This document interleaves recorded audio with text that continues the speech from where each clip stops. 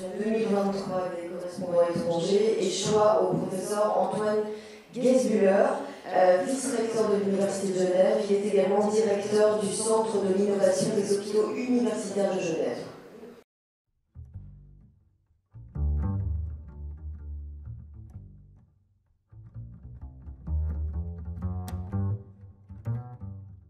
Je suis marié et j'ai 2 enfants qui sont grands maintenant, l'un qui est dans le domaine de la physique des particules et l'autre qui travaille dans le domaine de l'action sociale. Donc j'ai eu la chance de faire un stage postdoctoral de 5 ans aux États-Unis, dans l'université Vanderbilt à Nashville, où j'ai pu développer les principaux axes de travail de ma carrière académique, où je suis devenu professeur. Alors j'ai eu 2 mentors importants, le professeur Francis Waldvogel, un microbiologiste patron de la médecine interne à Genève et qui m'a poussé à combiner la médecine interne avec l'informatique médicale. Et puis le professeur Randy Miller, un des pionniers des outils d'intelligence artificielle en médecine, qui a été mon mentor durant mon séjour américain. Alors j'aime pas trop le terme de l'intelligence artificielle, je préfère celui de l'intelligence augmentée, parce que je pense que le but de tous nos travaux, c'est de faire en sorte que la combinaison entre l'intelligence humaine et les outils numériques amène à réaliser des choses mieux que ce que ne peut faire l'intelligence humaine seule ou l'intelligence artificielle seule. La transmission, c'est essentiel, ça fait partie de notre vocation académique de donner envie et de donner les outils pour que d'autres puissent pousser plus en avant leur ligne de recherche, leur domaine d'intérêt et puis aussi leur capacité à transmettre leur savoir. Donc les défis du futur pour moi, c'est de trouver le juste milieu entre les progrès technologiques et l'émancipation humaine, c'est-à-dire de faire en sorte que les développements dans le domaine de la santé numérique aident non seulement à renforcer les systèmes de santé et la santé des populations, mais aussi à permettre aux professionnels de vivre pleinement leur passion et non pas d'être asservis par des outils informatiques.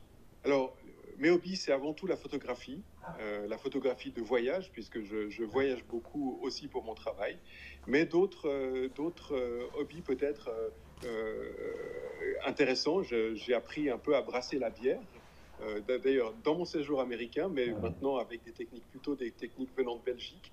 Et puis je m'intéresse évidemment à toutes sortes de bonnes choses, et notamment le monde du vin qui me passionne. Et puis étant en Suisse, j'ai le plaisir aussi de pratiquer un peu d'alpinisme, ce qui me remplit aussi de bonheur. Donc, pour moi, le plus important, c'est, je dirais, la bienveillance et la générosité dans mon travail, d'amener à travers les différents outils et les différentes activités cette dimension humaine de la relation, de l'excellence, de la convivialité. Et c'est les valeurs qui me portent quand j'essaye de monter des projets, que ce soit aux hôpitaux à Genève, que ce soit à l'université en tant que vice-recteur, ou que ce soit dans mes projets internationaux, notamment dans les pays en développement. Alors l'Académie royale de Belgique, pour moi, c'est un enrichissement que d'être en contact avec des collègues au niveau international. Et je pense que l'Académie royale de médecine de Belgique est pour moi un terrain de découverte et d'échange que je me réjouis de rejoindre. Alors, le professeur Antoine Guesbuller, il est maintenant vice-recteur de l'Université de Genève et directeur du Centre de l'innovation des hôpitaux universitaires de Genève. Il est vraiment un grand expert de la santé numérique, de l'implémentation du système cybersanté, en particulier celui du dossier électronique du patient, dans ses différentes composantes. Il a eu une carrière internationale, il a travaillé pendant plus de 5 ans aux États-Unis. Il a été à l'université de Vanderbilt, en Nashville, Tennessee, où il a été research fellow, assistant professor, et alors il est revenu en Europe et puis il a développé cette expertise et son département de santé numérique. Alors je l'invite de présenter sa carrière. Monsieur le Président, Monsieur le Secrétaire perpétuel, Mesdames et Messieurs, quel plaisir d'être ici aujourd'hui et quelle tâche de ne pas prendre trop de temps.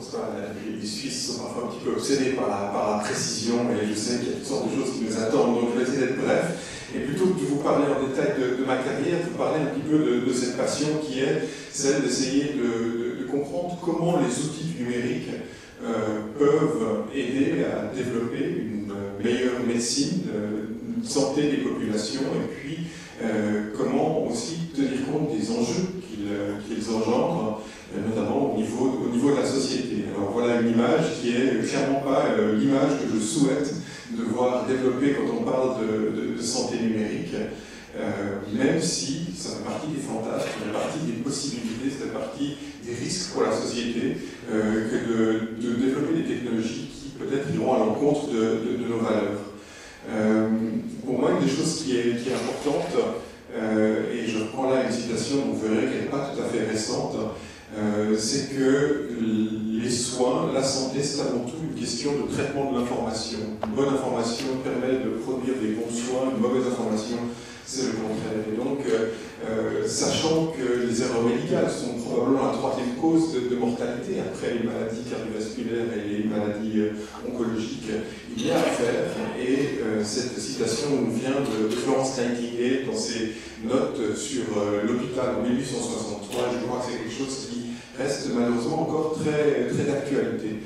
Et donc une des choses qui me paraît très importante à développer dans les différents domaines de travail qui vont de l'hôpital au réseau de soins à des collaborations internationales, c'est de trouver cet équilibre entre ce que l'humain sait bien faire, mais aussi les limites intrinsèques du cerveau humain, et elles sont nombreuses, et puis le potentiel des outils du numérique de créer une synergie finalement entre ces deux mondes, le monde, je dirais, du carbone et celui du silicium. Le cerveau humain, on le sait depuis maintenant 50-60 ans, a des capacités intrinsèques limitées à traiter l'information. Notre mémoire à court terme a une taille finie. Il y en a qui ont une ou deux cases de plus, d'autres une ou deux cases de moins, mais personne n'en a plus que 10. Et donc, ça veut dire qu'il y a forcément un moment où l'information va être perdue, va tomber. C'est d'ailleurs très bien décrit dans le mécanisme de fonctionnement du cerveau des Sherlock, pour ceux qui ont connu cette série particulièrement visionnaire. Notre mémoire à long terme est limitée, notre vigilance, en particulier après un long week-end de garde, devient limitée. On sait depuis longtemps qu'on a des pieds fondamentaux dans la manière de traiter les probabilités, et toutes ces limites-là sont des limites qu'on peut adresser avec des outils numériques. Mais évidemment, d'ici à apprendre à des outils d'intelligence artificielle, l'empathie, le bon sens, on voit bien qu'il y a là des possibilités, et donc il faut qu'on arrive à réunir finalement ces deux forces, et c'est un petit peu le fondement de mes travaux. Quand j'ai commencé la médecine interne chez le professeur Waldvogel, on était au début des années 90, et voilà, c'était les outils informatiques qu'on avait à disposition. Il s'agissait avant tout de numériser le papier pour en faciliter la communication. Et assez rapidement, on s'est rendu compte que si on restait là, ça n'allait pas vraiment faire beaucoup de sens. Il fallait qu'on puisse aller plus loin, qu'on arrive à donner du sens à ces informations qui étaient progressivement numérisées. C'est un travail qui n'est de loin pas fini, et on parle encore beaucoup actuellement d'interopérabilité, de sémantique, etc. Et donc mon patron, Francis Waldvogel, m'a envoyé aux États-Unis en disant « va apprendre à développer ce qu'on appelait à l'époque l'informatique clinique ». Et donc j'ai passé effectivement quelques années à développer des systèmes dont le but était véritablement d'intégrer de l'aide à la décision dans les processus. Et donc il y a bien sûr la nécessité de pouvoir traiter l'information, mais la possibilité d'être intégré aussi au moment où les décisions se prennent. Et j'ai passé une partie de ma carrière à asservir finalement les médecins en les forçant à être devant un ordinateur, parce que le modèle c'était de se dire s'ils le sont devant, que l'ordinateur amène une valeur ajoutée d'aide à la décision, alors ils pourront changer d'avis. S'ils ne sont pas devant l'ordinateur, ça ne fonctionnera pas. On voit qu'on a probablement été un tout petit peu trop loin dans ces démarches et qu'il faut qu'on vienne un petit peu en arrière. Néanmoins, on a maintenant des outils d'aide à la décision et des outils de coordination professionnelle. Depuis une dizaine d'années, on s'intéresse de plus en plus à l'intégration des patients, de leurs proches, dans une logique de coopération avec des outils qui permettent de vulgariser l'information, d'aider à prendre des décisions aussi par les patients, par les familles, et donc de proposer des systèmes de coordination soins importants. En parallèle à ces activités, là, un autre de mes mentors, c'est notre ministre cantonal de la Santé, qui a 20 ans avait pris avec lui en Afrique en disant mais toutes vos technologies c'est bien joli, mais comment est-ce qu'on fait pour que ça puisse aider à renforcer les systèmes de santé? Et puis ça a donné lieu à un réseau qui est probablement un des plus grands réseaux de collaboration de télémédecine et de téléenseignement en Afrique subsaharienne. C'était le réseau RAF, le réseau en Afrique francophone pour la télémédecine, qui nous a permis 20 ans avant que la télémédecine arrive véritablement à Genève, où son utilité n'était pas forcément avérée, à déployer des services à forte valeur ajoutée. Et c'est un réseau qui a continué de grandir. On a maintenant pas loin de 400 hôpitaux qui utilisent, qui collaborent, qui s'entraident dans la prise en charge de patients, et en particulier les professionnels qui sont loin dans les réseaux, loin dans les hôpitaux de district, en brousse. Je ne vais pas rentrer trop dans les détails, mais ce que j'aimerais peut-être juste dire pour terminer, c'est que, et je vois là le rôle de l'académie qui revient et revient en force dans le domaine de la santé numérique. Beaucoup des développements en santé numérique sont des développements qui sont basés sur des progrès technologiques, parfois sur du hype technologique. Et je crois que notre rôle en tant que chercheur, c'est de s'assurer qu'on est capable de comprendre les enjeux d'implémentation, les enjeux d'évaluation, d'être capable de produire des données probantes qui permettent aux décideurs, aux personnes responsables de faire des politiques de santé, de le faire sur la base de données scientifiques et non pas sur la base d'avis ou d'influence notamment de l'industrie. Et donc on a, avec l'Organisation mondiale de la santé, avec laquelle je collabore depuis une douzaine d'années, avec l'Université de Genève, et avec la coopération suisse, créé cette plateforme qui s'appelle le Geneva Digital Hub, utilisant notre place stratégique étant à Genève pour interagir avec les organisations internationales, mais aussi des centaines d'organisations non gouvernementales qui sont impliquées dans le domaine de la santé, et essayer à travers des avances scientifiques, à travers des données probantes, de défragmenter et de permettre de déployer à large échelle ces outils pour qu'ils fassent véritablement une différence, non seulement au niveau des pays riches, mais aussi et principalement parce que le besoin est d'autant plus fort dans les pays en développement. Voilà, je crois qu'avec ça, je vous donne une idée de ce qui m'anime et ce qui me passionne, et je vous remercie pour votre attention.